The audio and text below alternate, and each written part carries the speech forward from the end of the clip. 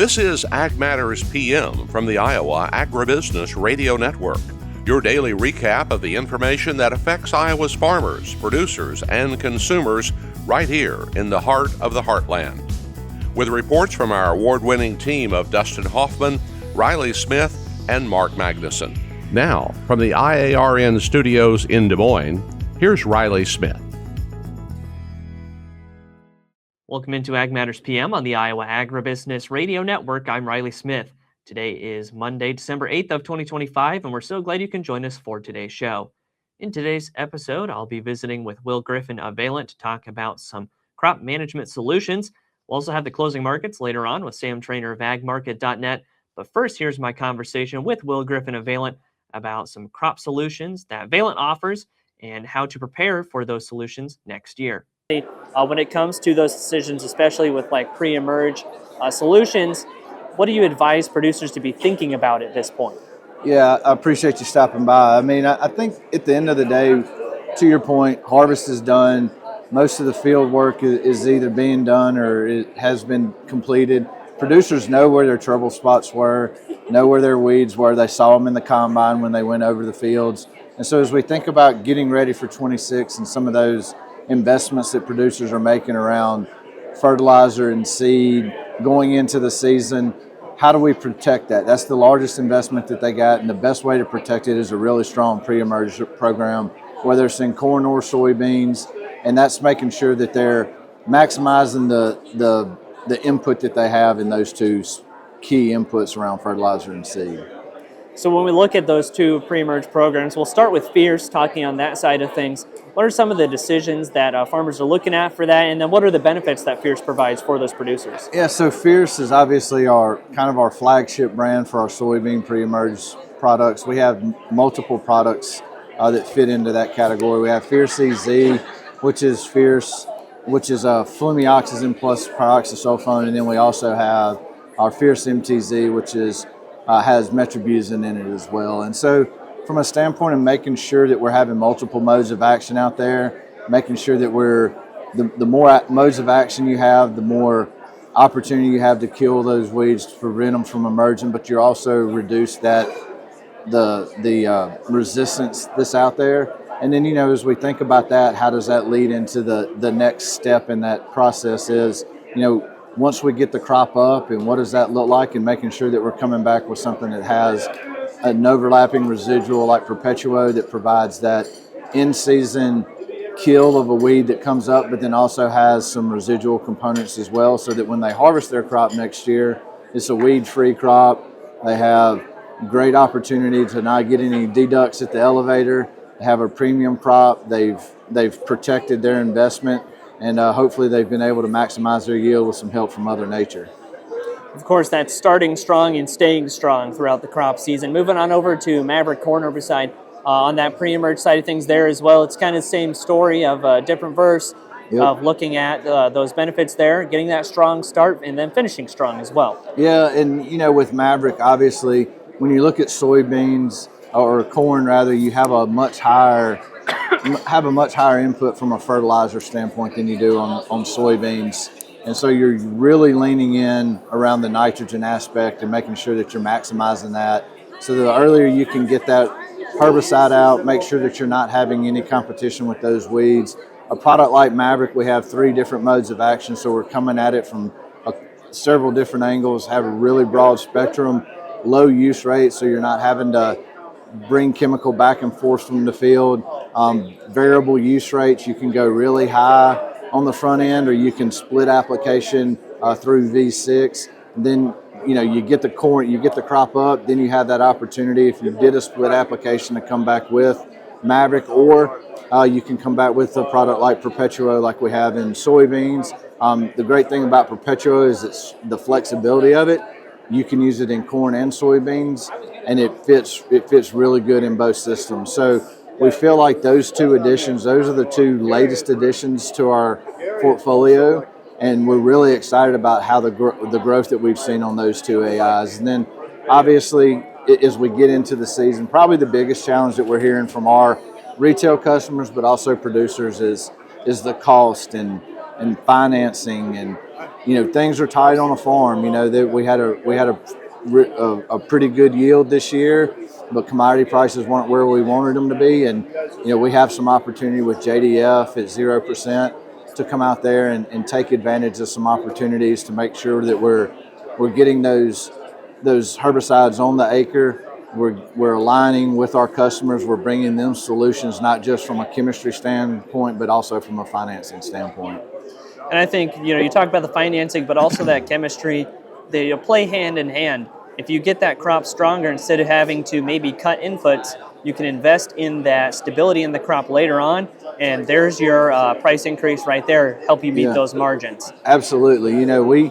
It's really difficult to save your way to prosperity. In this market, in this economy, and especially in Iowa with a strong soil profile, that's how can we maximize what we've spent. Let's maximize the yield. Let's push our yield. Let's give our crop the chance to perform at the highest level. That's the way we're going to overcome a weak commodity price. All right, Will, lots of great information today. For anyone who would like to get in touch with Valent and keeping up to date on that product lineup, how can they do that? Yeah, you can reach us at valent.com. When you log on, you'll find your local rep. If you can't find anyone close, just drop a note in the contact, and we'll definitely reach out and do what we can to make sure you got what you need. Thanks again to Will Griffin of Valent for joining us on today's show, and we'll go ahead now and shift on over to the closing market report with Sam Trainor of agmarket.net. Sam, first off, what do we see going on in the grains today? Not a lot of good stuff going today, Riley. You had soybeans leading the way lower, down 10 to 11 cents here at the close. Corn futures hung in there relatively okay. Wheat as well, but soybeans biggest loser here. I think there's a culmination of factors that are leading to this decline here that we've seen now for about the last week and a half. We've seen these soybean prices deteriorate on us. As you look at South American weather, continues to be very favorable for them. They're nearing the end of their planting stage, so that crop is at around knee high. You would compare it to, say, early June here in the States for us as far as where they're at on crop development. And they've had plenty of moisture up to this point, and forecast remains wet going forward, especially in the key growing areas of Mato Grosso, Brazil, and Buenos Aires as well. Those are your bread and butter states or regions there for South American crop development. I would compare that to like Illinois and Iowa here in the U.S. And, I think that with a big crop coming out of South America, and two, you look at our export pace. We did have another flash sale this morning to soybeans to China, but not a huge one by any means. I think it was 132,000 metric tons. That brings our total commitments to China to just shy of 3 million metric tons. So we're still not even quite to 25% of our target of the 12 million metric tons that was part of this trade deal or agreement. It seems as if that trade deal or agreement, whatever you want to call it, is not holding a lot of weight here as we go forward, because it seems like deadlines just continue to get pushed back. So that's how we started out this week, Riley. And then, of course, we have that December WASDE report coming out soon as well. Just in general of that report, we know it's usually one of the quieter ones. What are we expecting to see from that? Yeah, you're right. It is a quieter report historically. That'll be out tomorrow at 11 a.m. Central Time. Not expecting really anything changed on the corn balance sheet.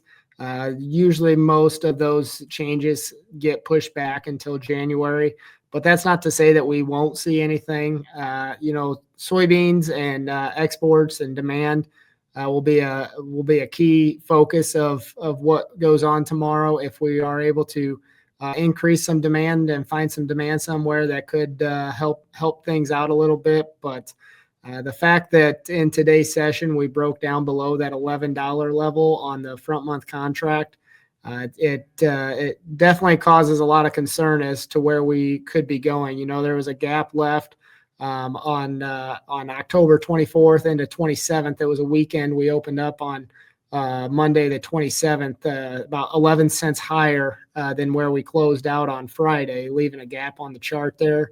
And now that we've broke down below this $11 level on the January futures, it certainly seems as if the market wants to go back down and fill that gap before really going anywhere else here in the near term. And then on the livestock side of things, how do cattle and hogs trade today? Yeah, I had a little bit of a mixed bag there. Hogs were actually a little bit higher. They've been coming off of a low. They were in quite a downtrend there, say from September until middle of November. But since the middle of November, we've been working our way back higher. And if you look at some retracement levels from that high off the low, we've hit about a 38% retracement of that move.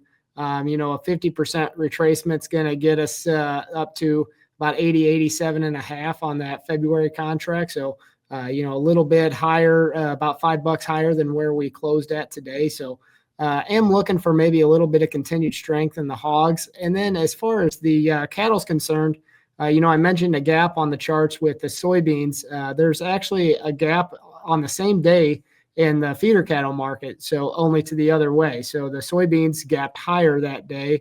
The feeder cattle actually gapped lower, and we are right up against that gap now here in the next couple of days. If we are able to string together a couple of higher days, we should be able to fill that gap.